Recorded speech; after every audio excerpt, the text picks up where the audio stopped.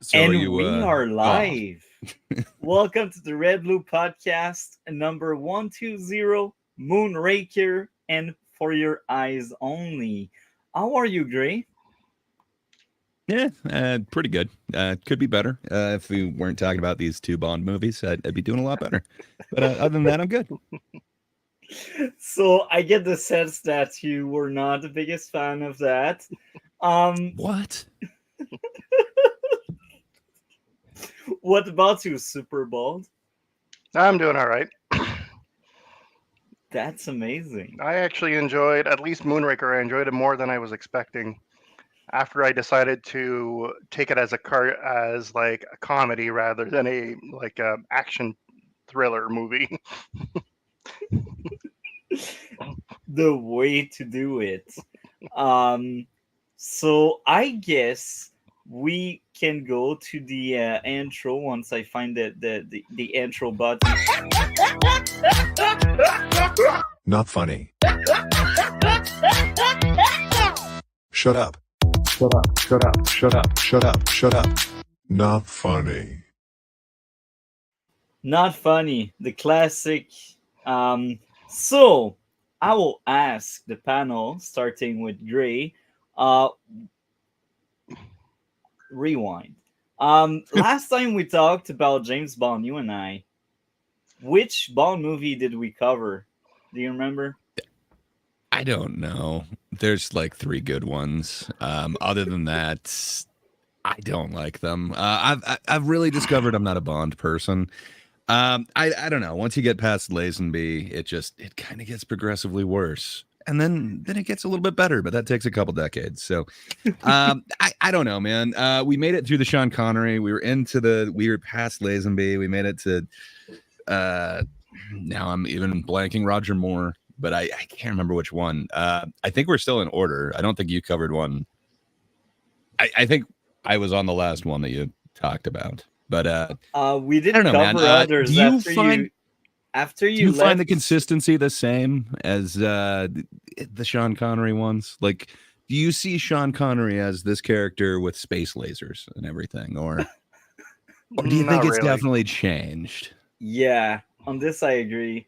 Um, I, yeah, I haven't seen all the Connery ones, but I've seen like enough that it's not the same thing. It doesn't feel like it to me, and that's kind of No. where you're not wrong when you're saying like it's kind of like a cartoon thing instead of like a like thriller action thing. Mhm. And yeah, but I guess I liked that element of I don't know. It was like heightened spy realism, but man, just between like Thunderball, Goldfinger, and now I'm blanking on the other one, the train one. Anyway, those are great ones, and I just can't see it being the same world. But because of the second one that we have on here today, For Your Eyes Only, it's official. It tied it in together. It is the same Bond. It's been the same character all along. So I don't know, man. I'm not a huge fan of it. This is where it gets real bad for me, is in this section right here. okay, interesting. So before we pass the mic to Super Bowl, I will ask you. So we got 10 Bond movie covered with the podcast. I don't think you were there for all 10 movies because I remember talking Again, it's about. 7 too many, though. Uh, We don't need to cover them all. But yeah, I'm not um, a fan of most of the Roger Moore ones. I know I made it up to the Roger Moore section. All of this is a blur that I don't like. okay. So what would be your favorite and your least favorite? To give you an Um, idea, we got Doctor No, From Russia with Love, Goldfinger, From Russia with Love Thunderball. is the train one. So again, I think there's three of them that I really love. It's Goldfinger, From Russia with Love, and Thunderball. Thunderball is the weakest of the three for me. Those are the only three like really good ones in the classic thing. My worst is anything with Roger Moore. I think I'd probably go For Your Eyes Only is my least favorite when they kind of try to make it more grounded. But yeah, it did not work for me. So I guess the one from today is my least favorite. Okay, so Super Bowl. Uh, what was your experience with the Bond movies up to this point here? I haven't seen a whole lot of Bond movies. I'm not. I won't say that I dislike them, but I'm just not really into them. The first one I probably ever saw was GoldenEye during the Bond revival in the 90s. And in fact, I remember the N64 game a lot more than I do the movie. Um, Classic. I know I've seen Dr. No, and I've seen at least one other Connery one, but I can't remember which one. And I have seen, what was the one that Lazenby did, On Your Majesty's Secret Service, I think? Oh my, that one. That was the Yeah. first Bond movie I was like, not sure about that one. Yeah.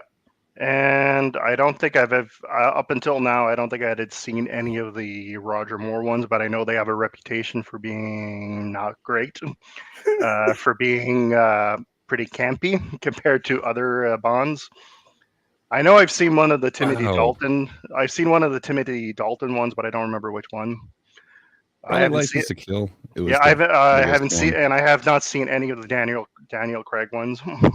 Oh, that's Nope. interesting. This is Wow. a lot. If you in haven't seen the future. Roger Moore ones, then that means you've missed out on a lot of James Bond skiing. So I'm sorry. Hopefully you'll get your fill of that. Yeah.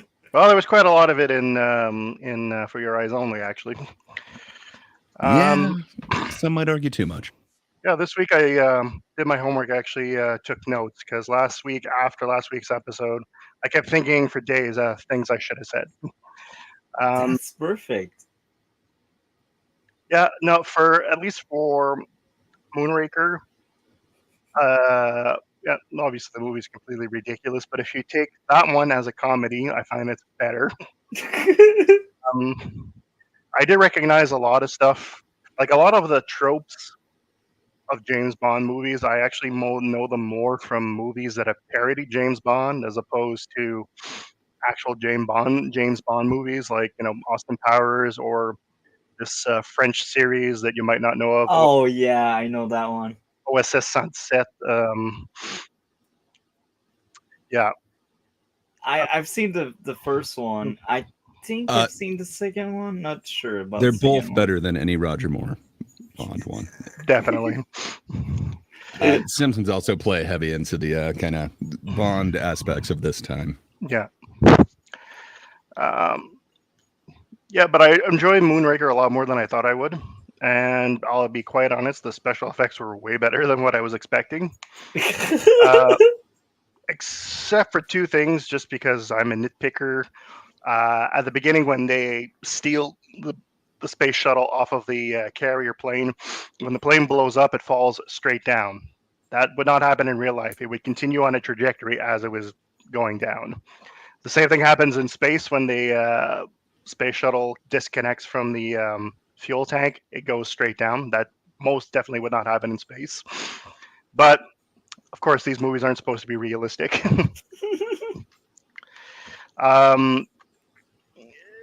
Like I said, I recognize a lot of the Bond tropes, things like his little quips after he kills a henchman, the gadgets,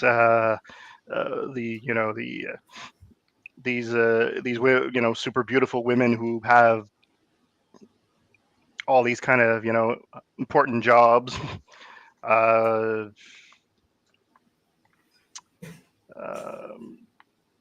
Yeah.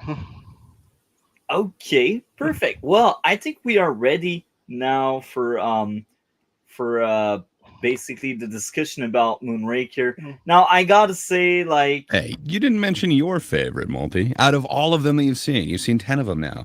What is your favorite Bond and least favorite? I'd say my favorite was Dr. No. And it's because I had no issue with that one. But in my art, there's also like Live and Let Die that I really enjoyed. And it's because of the music with Live and Let Die. It just stick to my head. I like that one. My least favorite, I need to look at it. I'd say without really thinking that much, Honor Majesty's Secret Service, I believe. I need to take a look to my letterbox. Something everyone should create if they watch a lot of movies to keep track. But I think that would be the one that I like the least. Yeah. That's the direct tie-in to For Your Eyes Only. Yeah, on Her Majesty's Secret Service. That's my least favorite one. and it's kind of funny because For Your Eyes Only is not that far, uh, not that far above, um, somewhere. Um, but yeah, I like Bond movies. I don't know if it's because I grew up with these or because I just like stupid action. Maybe both. Yeah, I think both makes sense. But yeah, Honor Majesty Secret Service was clearly the weakest for me.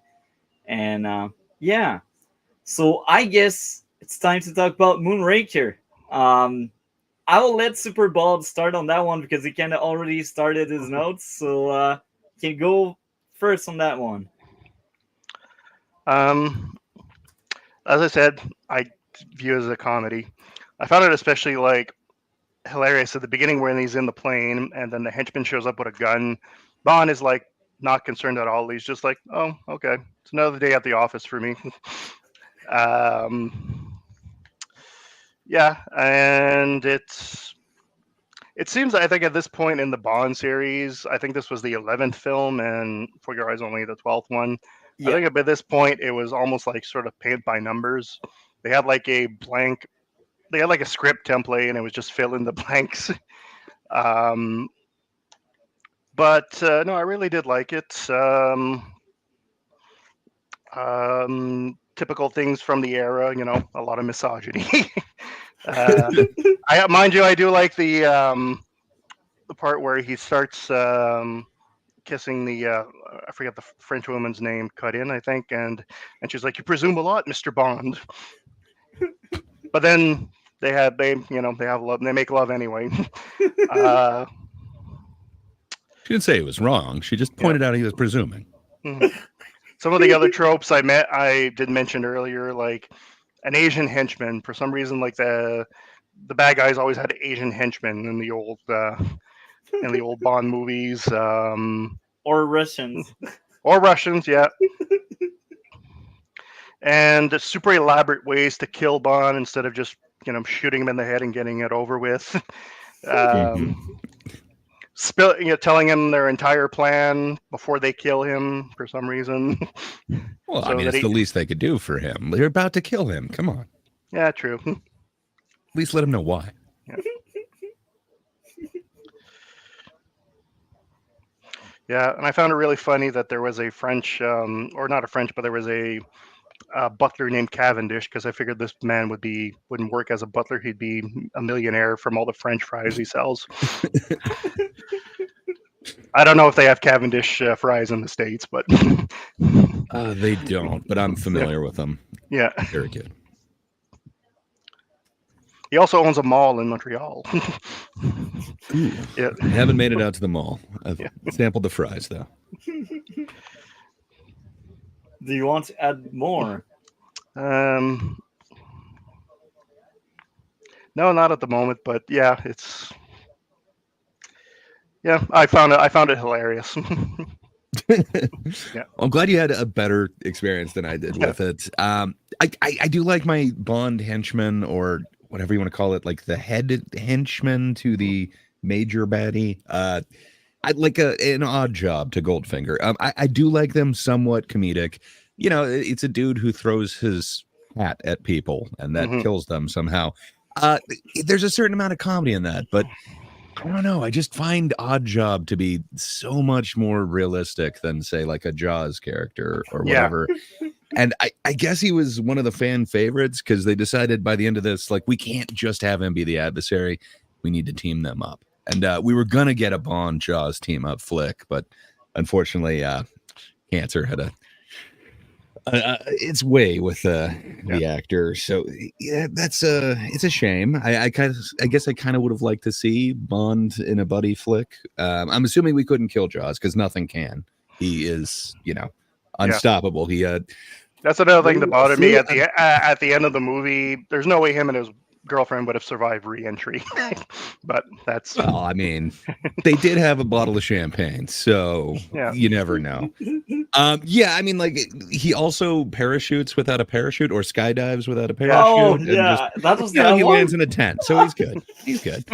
A little, it's like just over the top. Like, you're right, there are these tropes where, you know, like, again, in my favorite one, you've got Goldfinger who's telling Mr. Bond the plan, but in the middle of it, it's Bond's trying to goad him, and he's like, so you expect me to like give? He's like, no, I expect you to die, and then has him on the laser table. It's great. It's classic. It's not a snake in a pit that you also need to drop him into, and then you hope that they'll battle underwater. Like, I don't know. It gets a little bit too much for me, and like every aspect of this one. From the villains to the actual like settings where, okay, we've got to go from, what is it, like France to, I can't remember where the glass collection is. The glass collection fight. Oh, that was fun. in Venice. And I love the Yeah. transition. There was no explanation whatsoever. Like one scene, they're in California. Next thing you know, Yeah. Bond is getting off a boat in Venice. No explanation. You're totally right. I can't believe I forgot it was Venice. But the glass fight was decent. I didn't hate the kind of, I guess, Roger Moore karate fight, if you will, for that one. But it was pretty awesome. They destroy every bit of glass in the place. Quite a fun set piece. I guess it's kind of a bland set compared to the other ones, but that was pretty fun. And then I just kind of hated everything else up until we get to space. It feels like he just has to keep going from place to place to place. And then we have to like pretend that we're in the US, even though it's clearly a French building, but they made a line of dialogue that explains it. Like, oh, no, they took it brick from France and rebuilt it. Yeah, here. but the land, I've never been to California, but I know the landscape does not look like California. So I don't know. Parts of it kind of rub me the wrong way, but I want to give it some praise. As Super Bold was saying, like, it is, what is it, 79 when they did Moonraker? Yeah. The effects on it are pretty awesome, especially like the space station, some of the shuttles. Yeah, okay, so they didn't quite have like gravity or momentum correct with a lot of these things, as Super Bold pointed out, but man, the model work in this is pretty awesome. Yeah, I was impressed. Me too. Like I wouldn't think that you'd be able to have kind of effects like this in 78 or 79, and man, some of them still hold up. Some of them look a little cheesy. You can tell they're models. Every shuttle for some reason doesn't have windows when it shows it from the outside, but when it shows it from the inside, you can see out of them. So I don't know. There's little things like that, which I guess maybe they would have shields up or something, but yeah, it is. It's interesting. There's parts of it that I really do enjoy. It has real like 2001 vibes from the actual miniatures to the way they're kind of dealing with some of space. Maybe not the laser battle at the end, but they do. That have, was more Star Wars. Yeah, I think it's kind of a marriage of the two. Yeah. But they did have like kind of some slow classical music, which really gave me some 2001 vibes mixed with kind of the slow movement of everything. Just man, that part it really stands out to me. That space part is really fun. I love the interior and exterior of every one of those sets, and then the models are just great. But man, when they all of a sudden just turn it into essentially Thunderbolt, or Thunderball, excuse me, where they're having like this underwater harpoon fight, but this time we're in space, so it's laser fights. The sound effects for the lasers were kind of fun, but yeah, just interesting over the top fight. I guess they had elements of that in some of the Connery ones, again, like Thunderball, but man, this just kind of takes it to a whole new cartoon level for me. I don't hate it. This is one of the more entertaining Roger Moore ones. I don't know why I keep wanting to call him George Moore, but it is one of the more entertaining Roger Moore ones for me personally. It's just, man, I would take Lazenby over Moore almost any day. I hear what you're saying about Her Majesty's Secret. Now I'm not even saying it correct. But I don't know. There's a certain depth and a certain realism to that. Like, it involves his whole wife, which sets up for this next one. I think any of these Roger Moore ones, you could pretty much like cut out of any time and just put them anywhere. There isn't kind of like this through story of the actual Bond character. There isn't a progression. There isn't like an arc for the character where we got that with Lazenby. So I don't know, man. It just kind of, it feels like they're trying to steal that in this next one. But yeah, Moonraker, it just kind of feels like kind of a nothing film to me. And that's kind of how most of the Moore ones are. You mentioned that you grew up watching these and watching bad action movies. So maybe you're set for this. So did I. Like, my dad loved these films. I've seen all of them when I was a kid, and I love bad action movies, but something about these. It's not my cup of tea. I love spy movies. There isn't much spying going on. You know, we're going to space and shooting lasers here. But I grew up yeah, I guess with that's my thoughts on it. Oh yeah, GoldenEye is awesome, man. Yeah, I also grew up with the GoldenEye game, which was amazing. It is the GOAT of all first-person shooters. It's amazing. Definitely. Underrated one. The World Is Not Enough was a good game. I never played that one. No GoldenEye. Did it have paintball mode? Yeah, I can't remember. But- Multi, what's your thoughts? You love this thing. Why? Because that was fun. It's just like we have that parody. Oh, Fast and Furious will go in space, and they did. And James Bond did it first. They were the first. Both widely considered the worst. The worst. I don't consider them the worst, but maybe guys do. But I don't.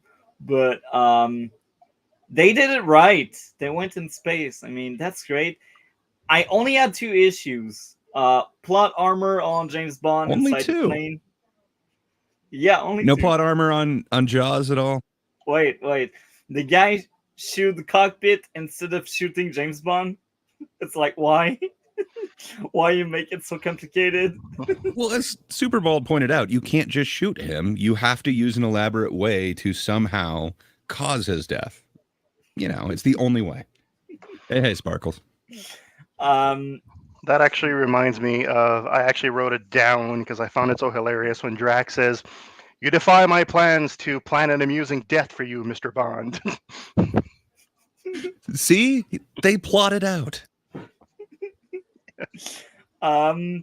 Number 2, plot armor on the Bond girls, since out of contrivance, a group of party people appear to save her from the metal teeth guy, Jaws, basically.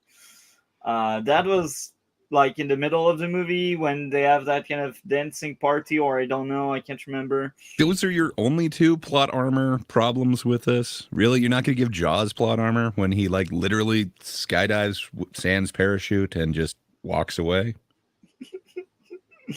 I can't remember. Well, after guys point that one out, I kind of remembered, but prior I didn't really think about it that much.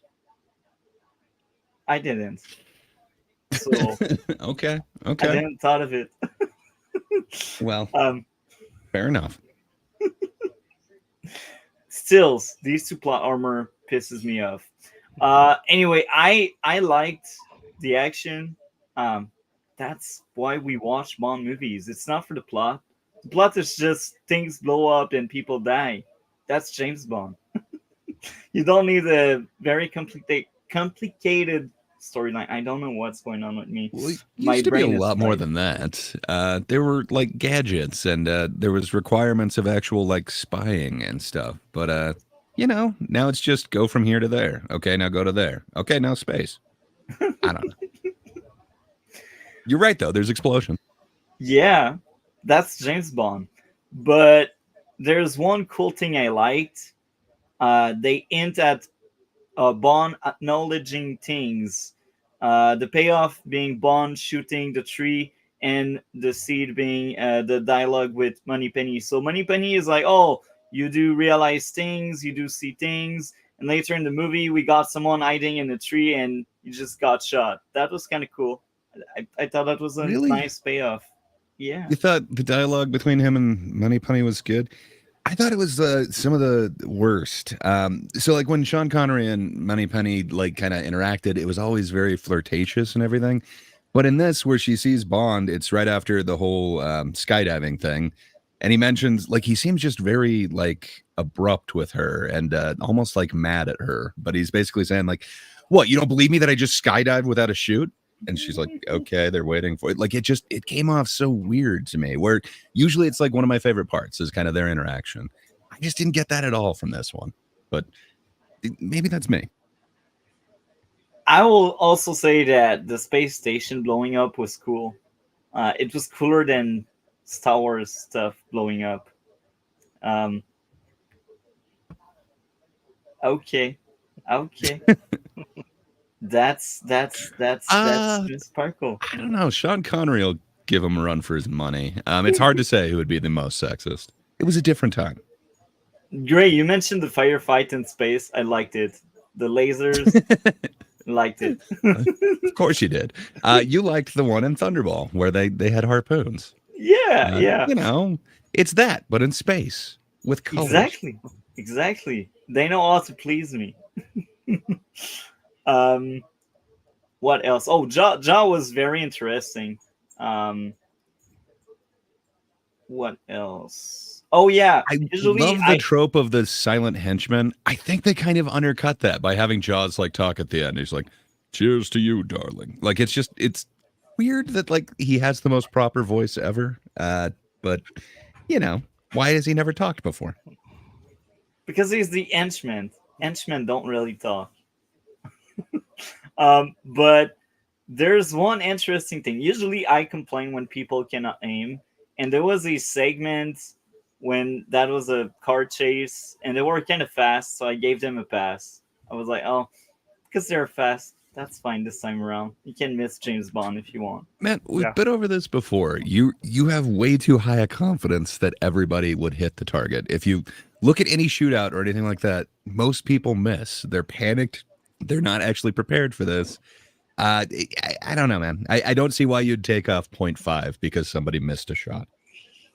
I do. It's a stupid scale, sir. I cannot condone this at all.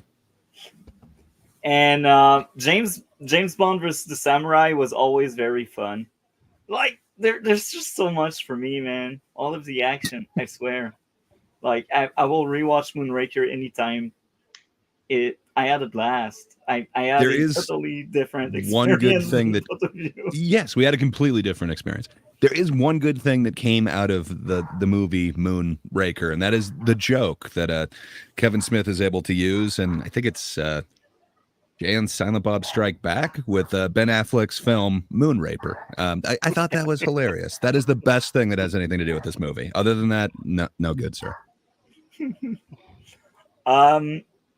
I will say that was probably, I might be wrong on that, but in cinema history or in movies in general, that was the first big movie where the bad guy wanted to blow up everything and he had a plan where people would live elsewhere. No, it's not. So we had a movie before that had the same idea? Yeah, there's been like countless. It is kind of a trope. It was a trope when they did it in Star Wars, but Star Wars did that before this. That's why it gets a lot of the comparisons. Oh, yeah, it's one of the oldest tropes ever. They even had that in like even before movies existed. They had that in novels, Star plays. Wars blowing up a place. Yeah, so the Death Star, if you remember, it's a giant laser. It blows up Alderaan. People have to live places other than Alderaan. It is a world-destroying laser. Yeah, but that was more the idea the villain wants to move the people elsewhere.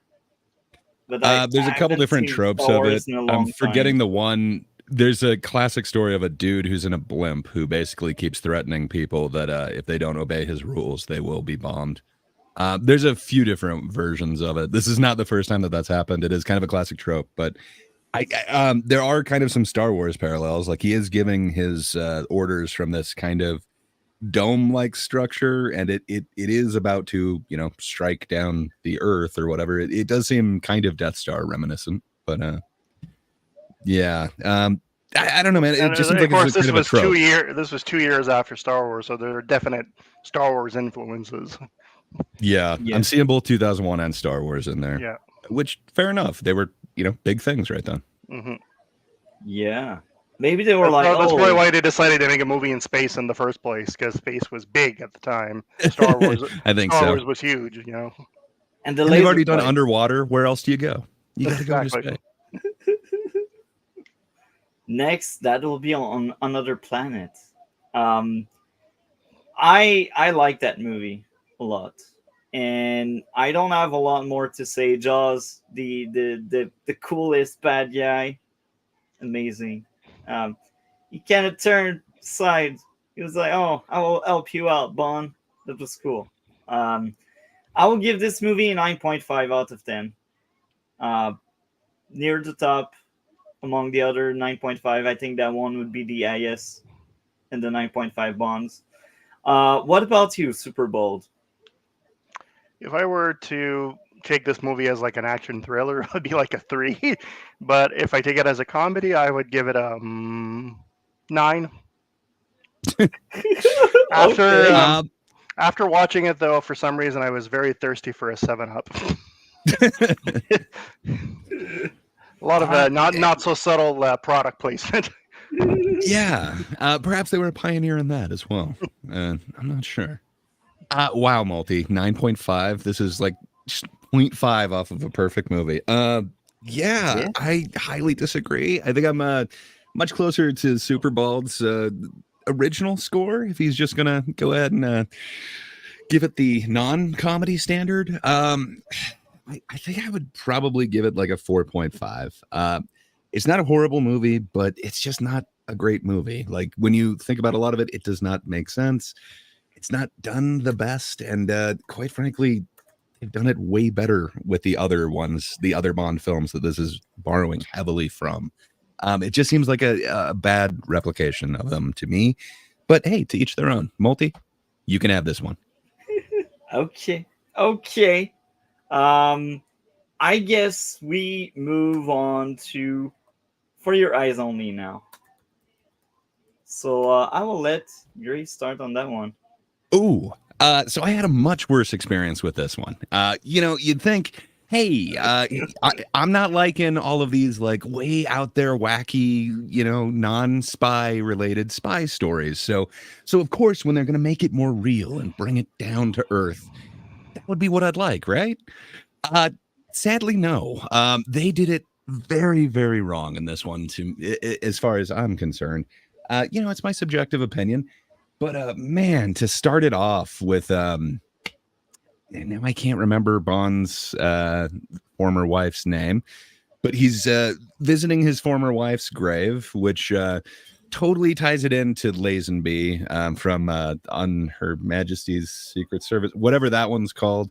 It's the direct tie-in to that, and then it explains that it is the same Bond all this time, and then we have a pre-credit. All of a sudden, it's a character that looks very similar to Blofeld, except he's not called that.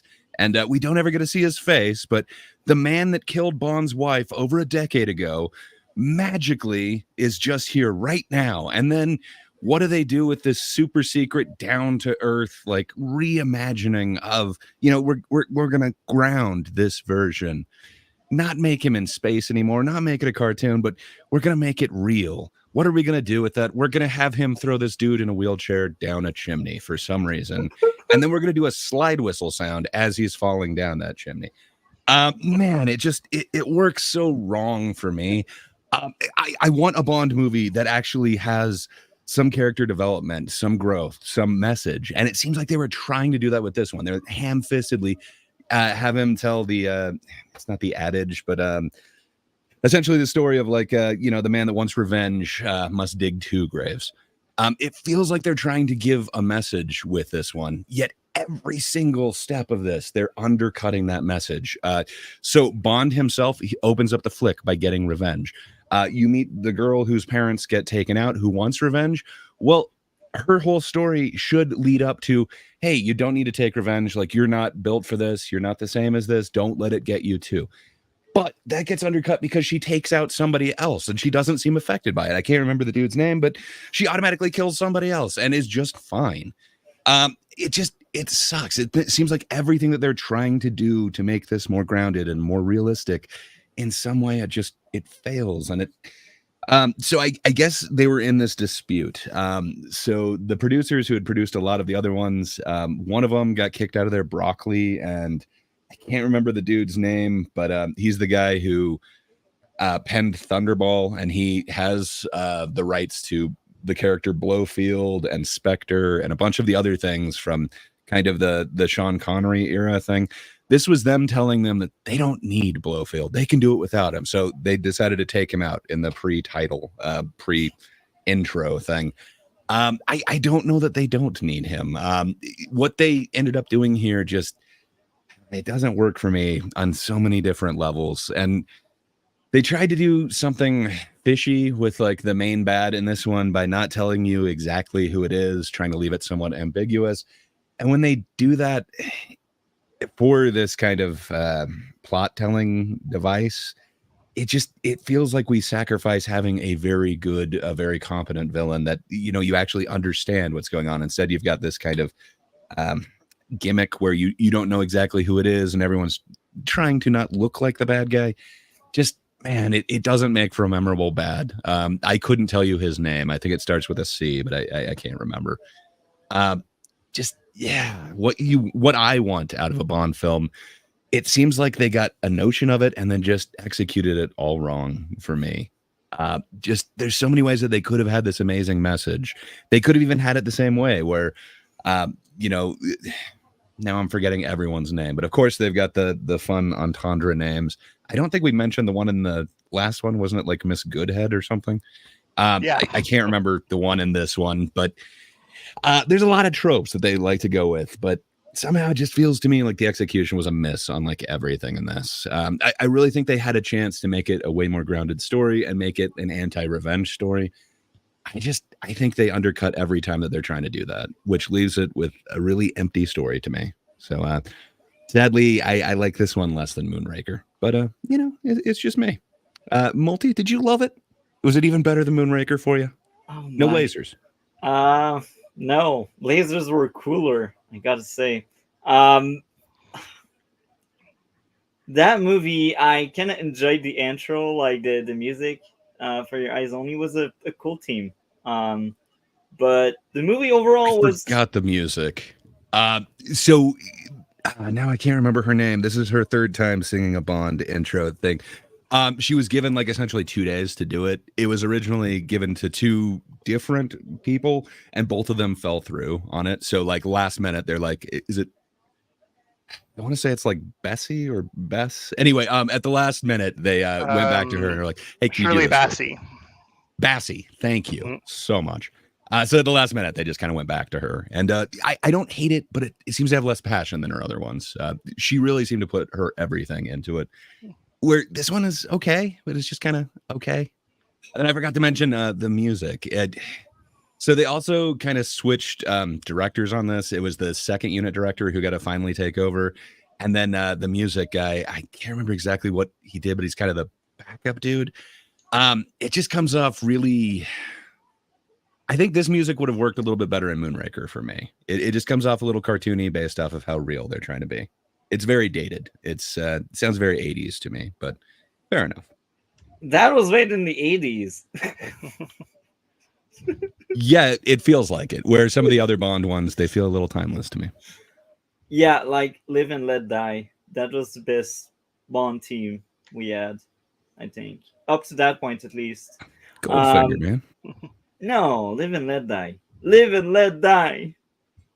I remember the crocodiles. Anyway, For Your Eyes Only. I enjoyed it. That was a fun Bond movie. But it was weaker than Moonraker. I'd say that Bond is right in the middle of the Bond movies we covered thus far. Um, I add 3 issues, and it will be rinse and repeat. Number 1, plot armor. Following the umbrella being a tool to hide, everyone shoots with many guns, yet nobody hits James Bond because I don't know, they can't aim. I don't know. Plot armor. I hated that.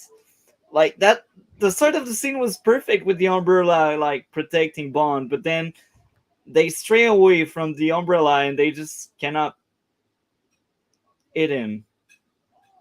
I hated that.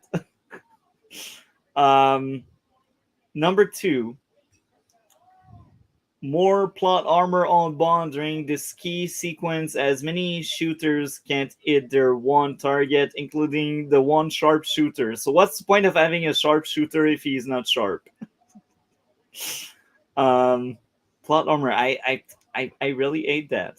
You're Number not 3. factoring in that he's never trained for ski conditions, okay? Everybody else was stationary or walking. Number 3, plot armor. The second big ski sequence, the bike rifle guy after Bond wasn't able to aim. I was rolling my I was rolling my eyes each time. Um, I don't know. Yes, I do. But I was bothered by these ski sequence. I was like, the first Bond movie with ski was kind of cool, but now I feel like they need to keep using that trope again and again, and each time it feels worse for some reason. So I Each time they don't added the know. rifle with it, now it's more like a biathlon. And there's something a bit odd. It's from the 80s, and is it just me, or they were very ambiguous with the age of the one of the two girl, like the athlete one? Yeah, they were kind of ambiguous.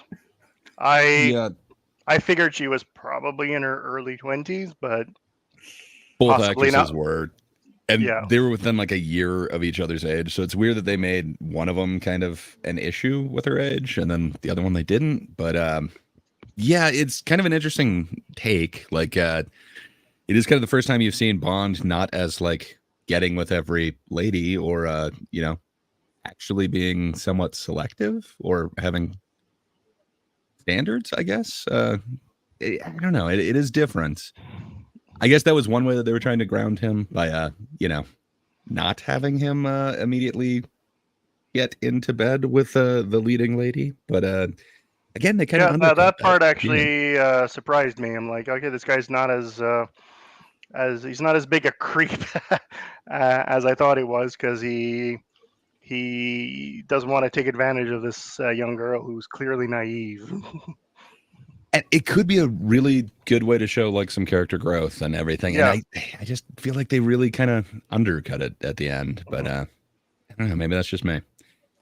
Sorry, Multi. I think I interrupted you long ago. Not that, no, not really. It was more me asking if that was ambiguous on her age and such. So I'm not crazy on that one. Um, that was kind of weird. Um, but it's not really an issue. It's more like, yeah, weird. So I'm back. Outside of that, again, um, give me action. I'm not that hard to please, and I had action. Like the helicopter scene was entertaining. It was weird how it was really try hard for the villain to try to delete Bond like that. But hey, it was entertaining. I really enjoyed that sequence in the helicopter early in the movie. I Um, was being a jerk to it. It is kind of a tongue-in-cheek thing. There's also some lines about like Blofeld trying to get Bond to stop spying and open a deli. Apparently, that was like a slam at I think his name was Broccoli, the former producer who possibly had mob ties.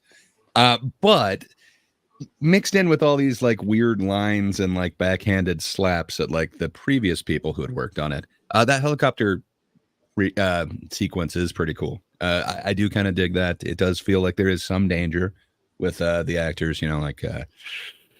It seems like it's a tricky helicopter flight that they're doing. I do want to give them credit for that, even though I mocked that sequence. It's really just the dialogue and the characters involved that I'm mocking. But the actual sequence was pretty cool.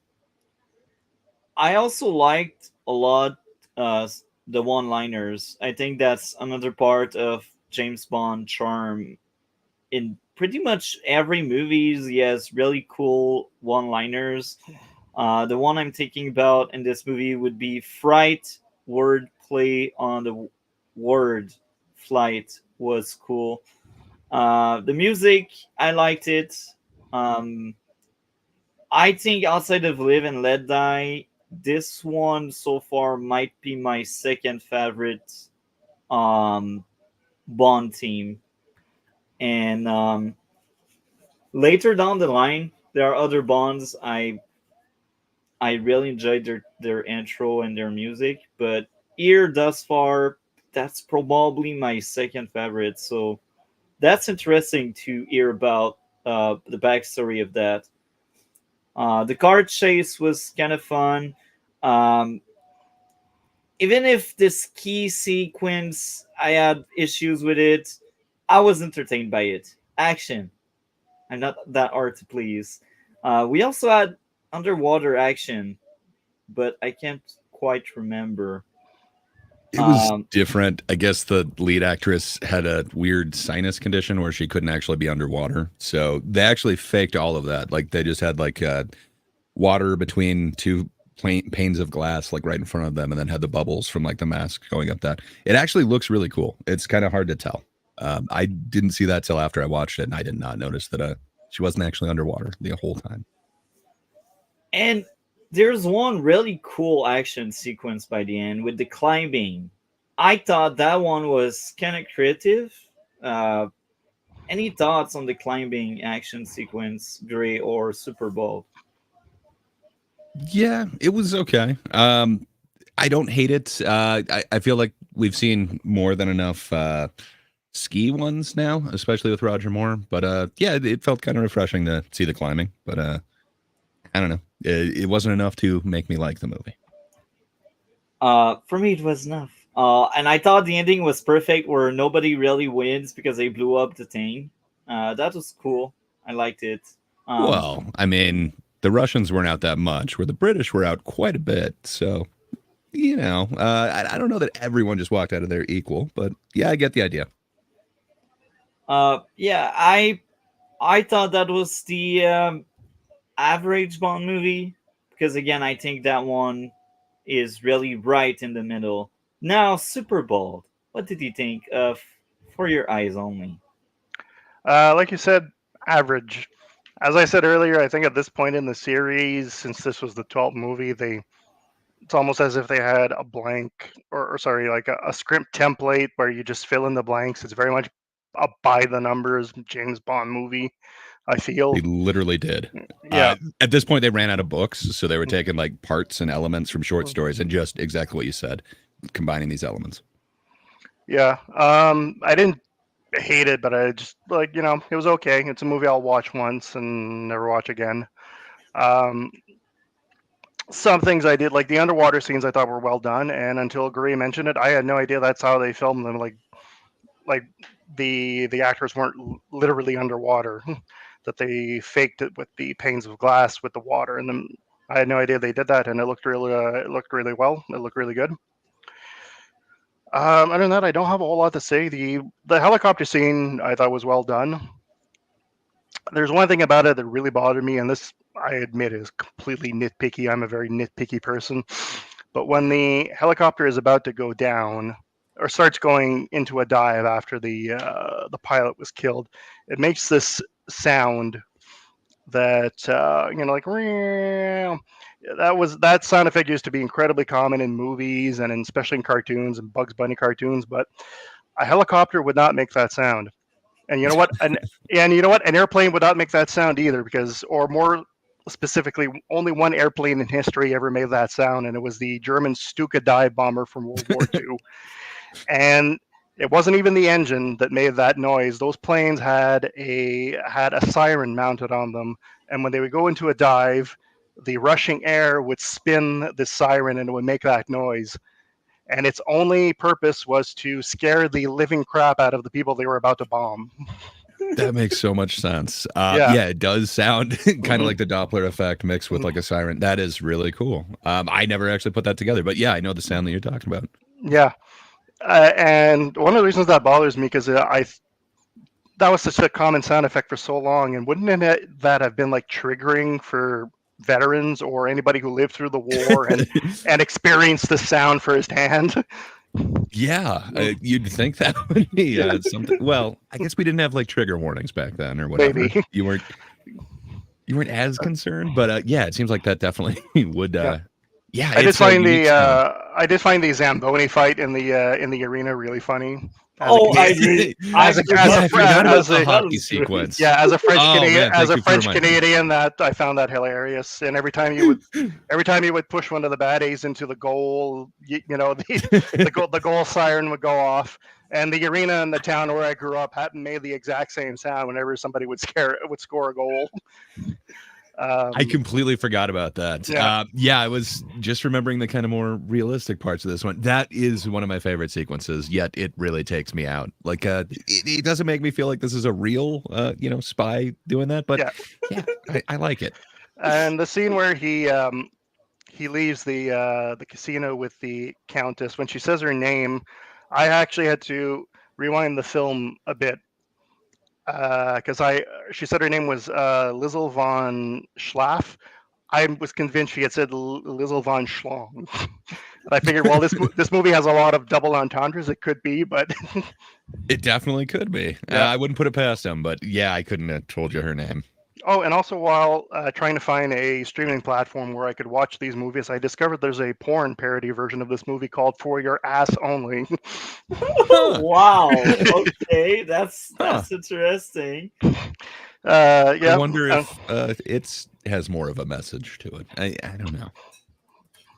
Yeah. That's pretty much all I have to say about it. Like I said, I don't have as much to say about this one. It didn't have as big an effect on me as Moonraker. It's very much a by the numbers Bond movie. Okay. It really feels like that to me too. Yeah, I guess I just wanted so much more. Like they would actually have, hey, we got a Dlord with us.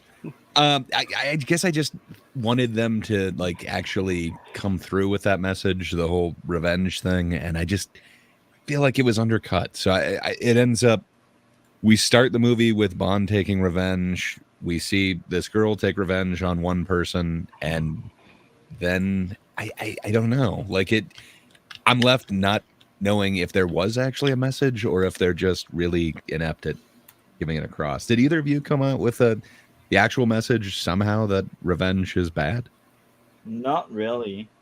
For which Not really. one? For which one? For your eyes only. For your eyes only. Like they do have this kind of subplot thing where he mentions like, the man who seeks revenge must dig 2 graves. And it sounds like they're trying to set it up so that they can show that revenge is wrong and she can't avenge her parents' death, even though, it gets avenged in the end. But I don't know. I just feel like it falls flat on the message that it's trying to portray. And for me, I don't know.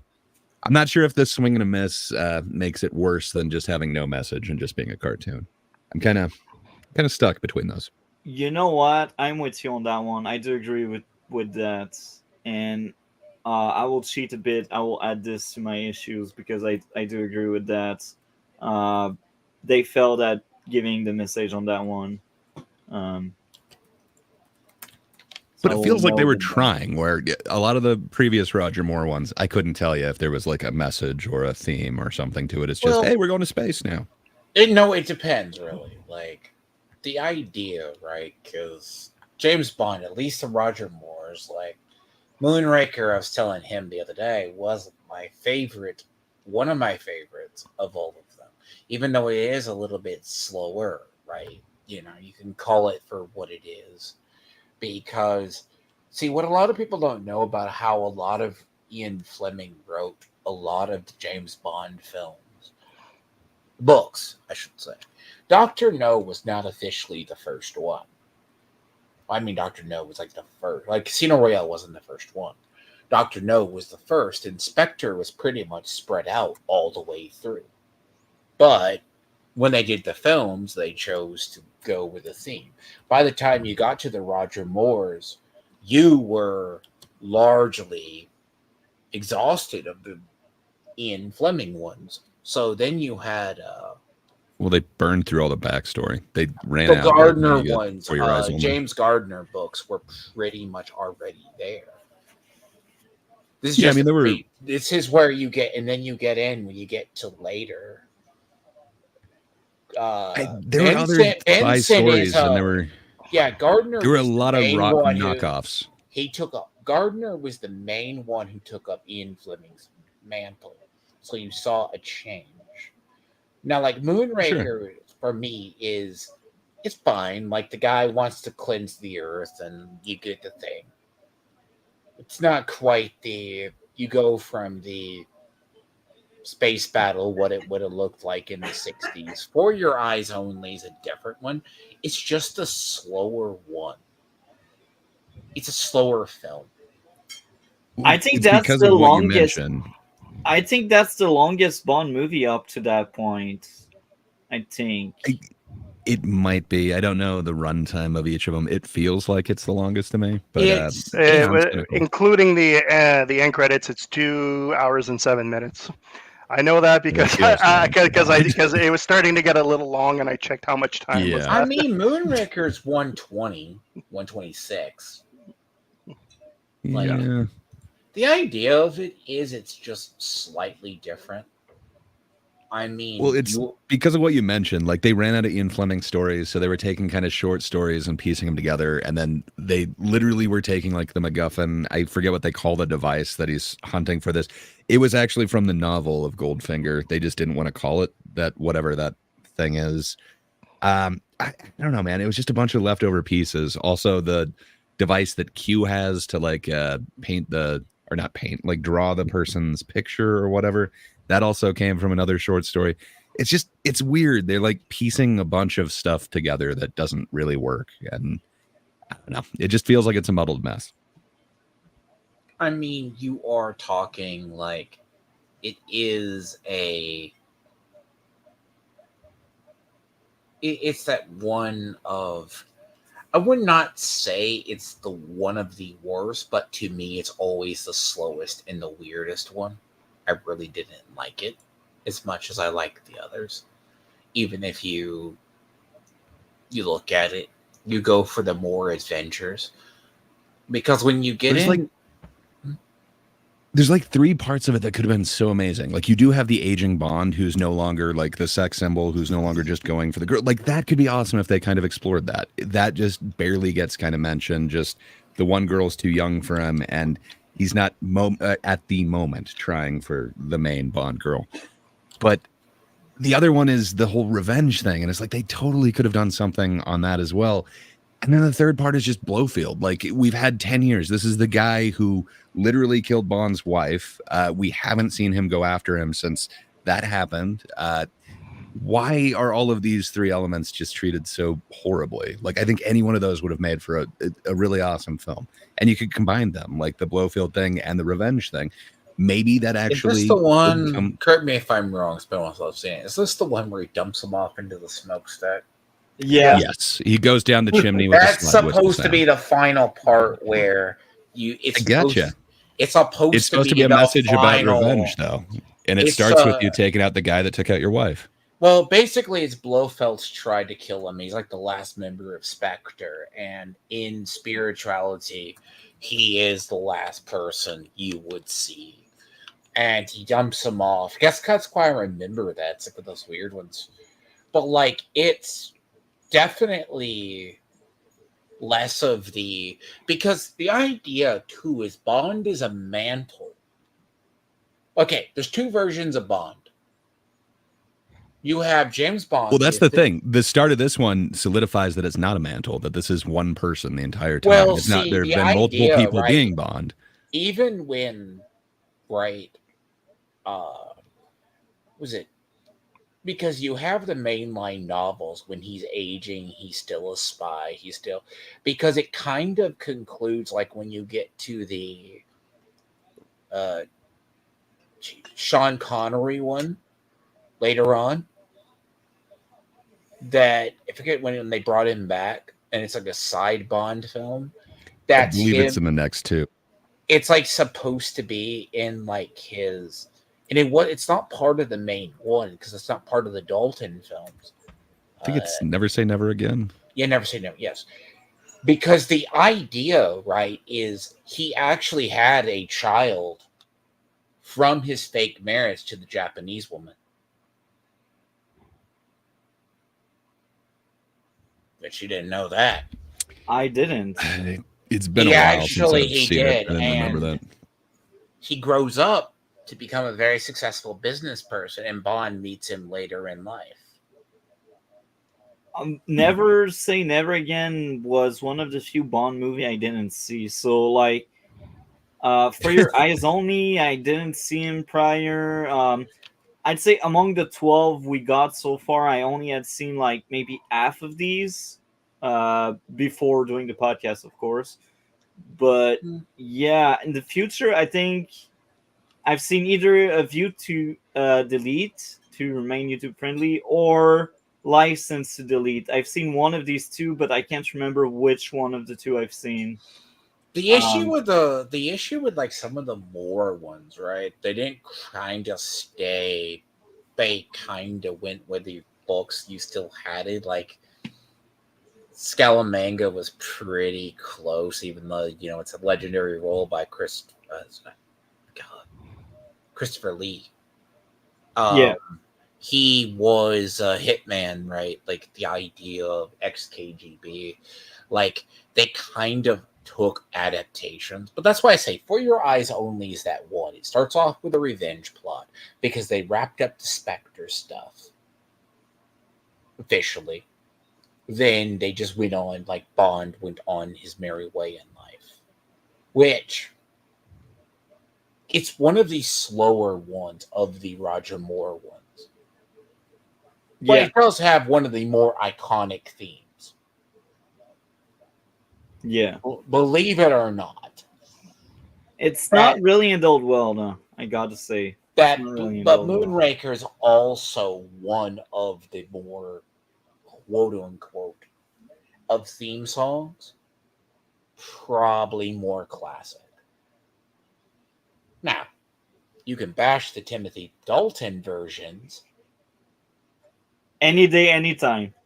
But some of them actually do have decent plots. And a guy who comes up later, like the Russian guy who was in the GoldenEye. Oh, yeah, GoldenEye. He was in one of Timothy Dalton's ones. Oh, really? That's interesting. Yeah. Because it goes through, he met him years later, and that's how he got like a limp. Like it's the one with the violin in Living Daylights. Yeah. But, I mean, the Bond films are like the idea, right? It wasn't until... Because you got to understand, Gardner had a whole bunch of books as well. Because you're in the Gardner era when you actually get those. If that makes sense. It does. Yeah, Gray was mentioning earlier that by the time they got to For Your Eyes Only, they got to run out of like Ian Fleming novels. I was going to say that. That's surprising because I thought the Pierce Brosnan era had some of the novel stuff. That was right. That was what's funny is by the time you get to the Pierce Brosnan, right, you are in the realm of the author was, I think, Raymond Benson. Yeah, they get back to it. Don't quote the Daniel me Craig, because it was a like, guy that Casino they Royale got, and stuff. They got. They were in the Raymond Benson. And he has a different writing style. Like, when you get to GoldenEye, you see a revision a little bit of, like, the way the storytelling, because let me before I say something too, is like, I forget when James Gardner books officially started because they were the ones that feel like short stories. Yeah. And they are more or less the... It's because you got to realize, too, Ian Fleming was part... Was it OSI? OSS. OSS, yes. That's how he actually came up with a lot of the concept. He was either working with them or knew. Tom Clancy's one of those weird ones. He just became very prophetic. And he did great stuff. Video games, mainly.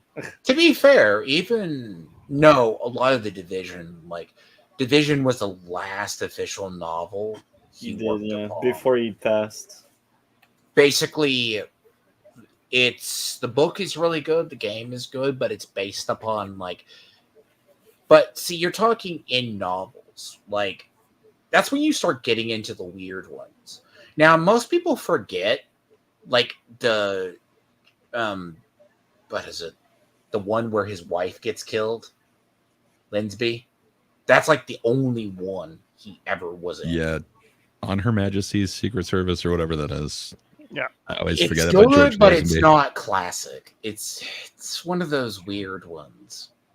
I like it better than anymore, but your mileage may vary. Mhm.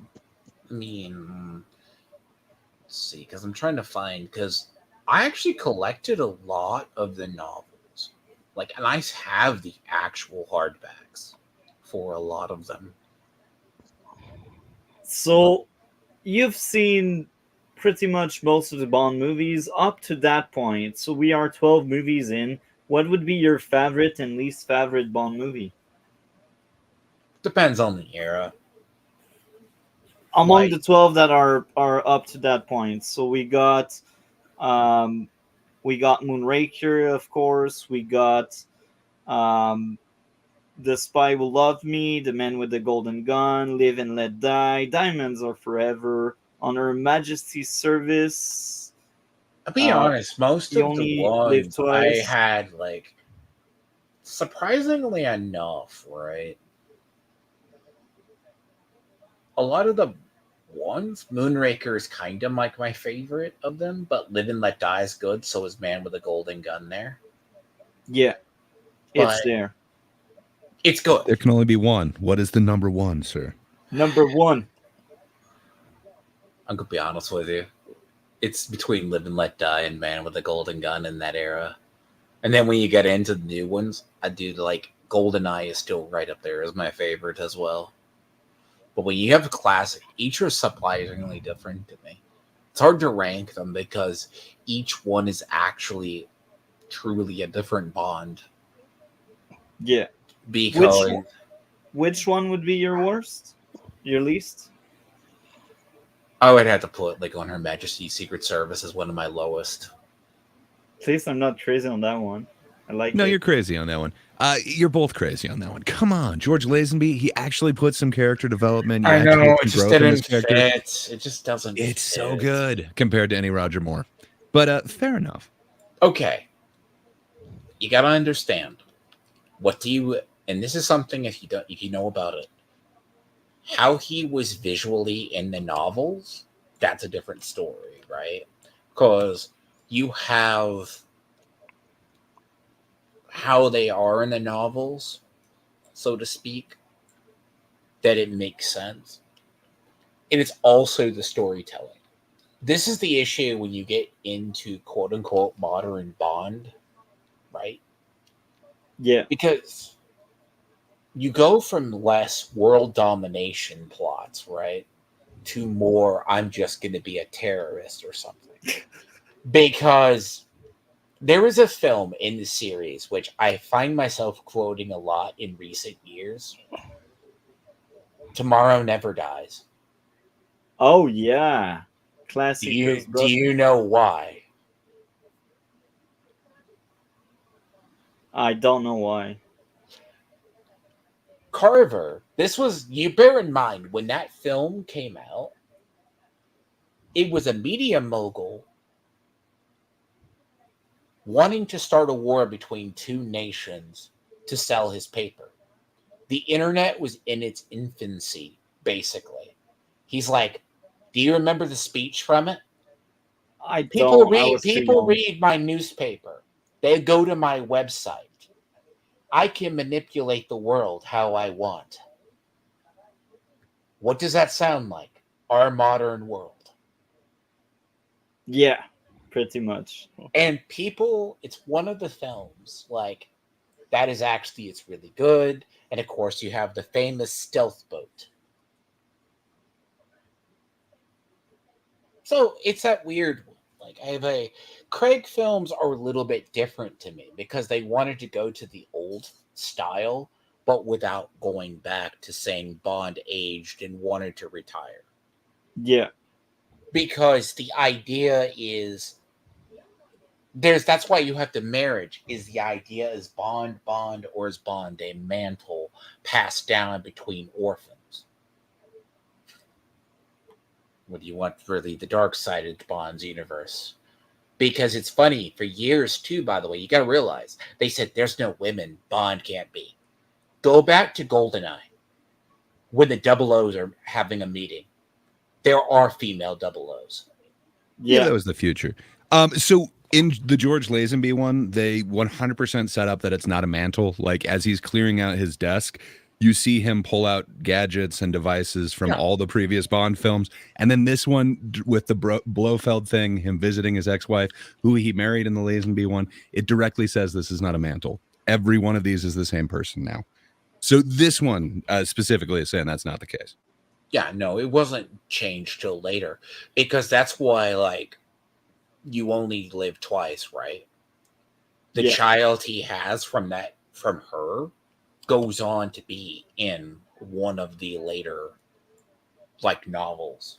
And then someone kills him out of revenge to get back at Bond. I'm curious to see if that will be a thing in the other Bond movies. Because, again, I haven't seen some of the next few Bond movies. I think we got, another, 4 or 5 Bond movies in the 80s. But I would say Never Say Never Again is not officially a Bond. It is more an adaptation. I think that's the next one. Yeah, it was made by a different studio, and it's not it's not an official Bond movie. It is kind of got kicked out in this one. Went back to Connery and got him to come back in. That is considered part of his canon as he is older. Yeah, but it's not there. It's a little bit of think of it as Star Wars expanded universe. Okay, that's interesting. It's weird to say, right? But it's part of the expanded universe of Bond, and it's one of those things why, Craig, if you're going to do it, because the idea of Bond fits the era, because the idea of 00 agents, they're just highly effective people. They're usually either throwaways. I mean, to be fair, that's why, if you see, that's what I like about Craig's Bonds. Craig's Bonds explore the idea. Yeah. Now, because it's one of those things of, do you want someone who's fine with killing someone? Which, to be fair, I mean, it's weird they try to rehash Spectre, but it did not have the modern feel of Spectre, so to speak. It's strange to me. That's why, that's also why they're having issues getting the next Bonds. Because they don't know what to do. Well, they leave it off, right? That he's possibly not dead, but he can't see his daughter again. Which I hated that. I didn't see No Time to Die, but no, it's the last one that came out. Time to Kill or whatever. Yeah. I just didn't like the last Craig film because we haven't gotten to the Craig ones at all, man. And I haven't seen any of them, so please don't spoil anything.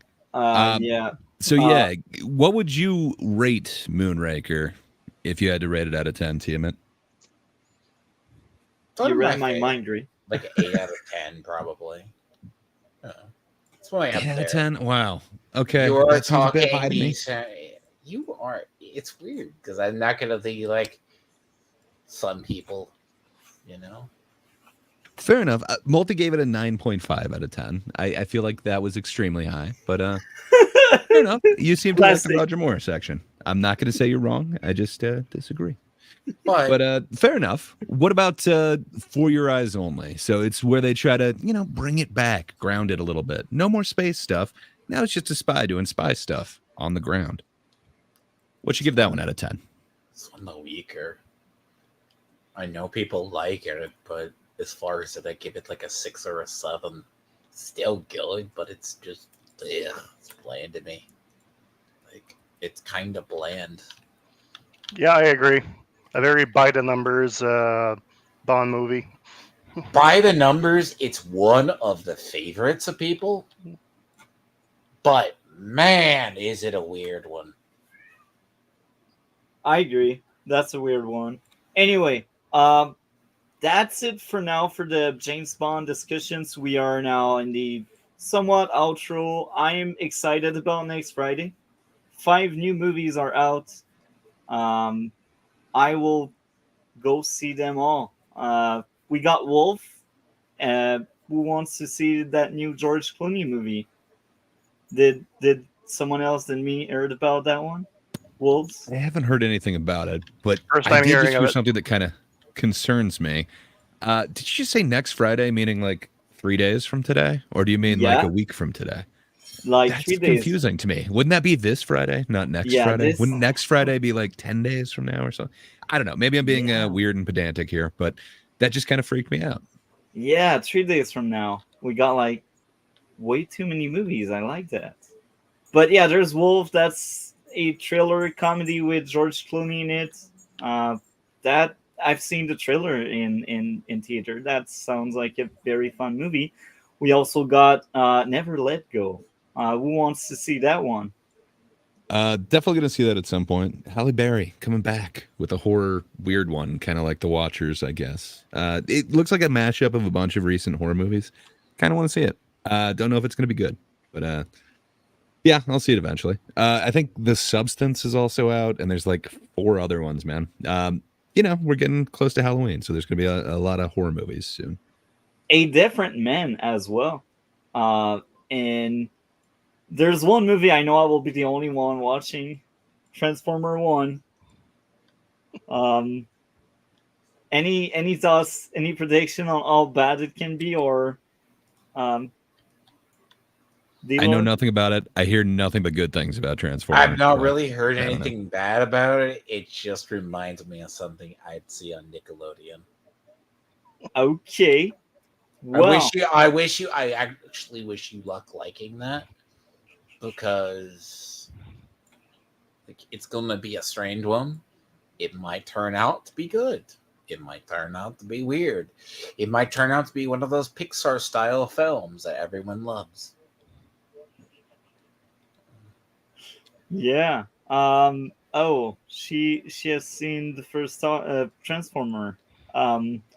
So yeah, that one I only heard bad stuff about. Anyway, what do you have going on your end of the internet? A Super Bowl. Just like last week, nothing. I'm still very new to all of this, and hoping to maybe develop some other projects. But at the moment, not much going on. I do hope to have a better audio setup soon, so that I don't sound quite as tin canned as I do right now. But no, nothing else going on. Well, it's not too Okay. bad. It's Yeah. better than some of the people that we've done streams with. So Yeah. well, yeah, you're starting ahead of the curve, if you will. So if you can improve it from there, even better. I fully hell agree yeah. with Gray. And Gray, you're amazing. When you asked Dlord to score, man, that was great. Great idea. You read my mind. So Gray, what do you have going on your end of the internet? Supposedly I'm a YouTuber. I don't know. Eventually I got to do something else on my channel because it's just dying at this point. But hey, if you can't get enough of this, check out The Thinkers every Thursday on That Darn Kidda's channel. It's people from like 3 different continents getting together, disagreeing about everything. Last time it was actually about entertainment. A couple of the other guys seem to be under the impression that sequels, franchises, and everything are fueled off of bitterness towards like the audience and the actual source material. And I just disagreed. I saw it more as they don't care. They just are looking for any way to make money. And I tried to make a case. So yeah, if something like that sounds interesting to you, come and check it out. This Thursday, we're having a think about music. So yeah, That Darn Kidda's channel. What do you have going on your side of the internet, Tiamat? I know it was the release day of, wasn't it Frostpunk 2? So I'm sure you're busy in that regard. No, I've really Frostpunk, yes. That's if you like your builders with things, trying to figure it out, It's a good game, but it's in the builders genre. So it's less micro than the first game versus macro. That's interesting. So it's a different kind of builder game. Like you're building to survive, and then you have to manage. Think of like a Sim City, but more advanced. It's more macro than it is micro. So, but I have my own. I have that, and then I have Diablo in a couple first part. Weeks, but that's all I got. Okay. Well, on my end of the internet gaming, next week we got Django Unchained and Looper. Very interesting movies. Super's good. Like I liked. I don't know. Django Unchained is very, very. How do you put it? Overrated. No, it's amazing. What are you talking about? We also got Saturday Transformer 1, Transformer, the original with Michael Bay, and Revenge of the Fallen. So maybe we will talk about 3 bad movies. I don't know. At least Tuesday we talk about good movies. Unless you're Tiamat with the hot takes and it's overrated. But I guess that's a teaser for next time. Yeah. So I guess we are out for this week. See you next Tuesday.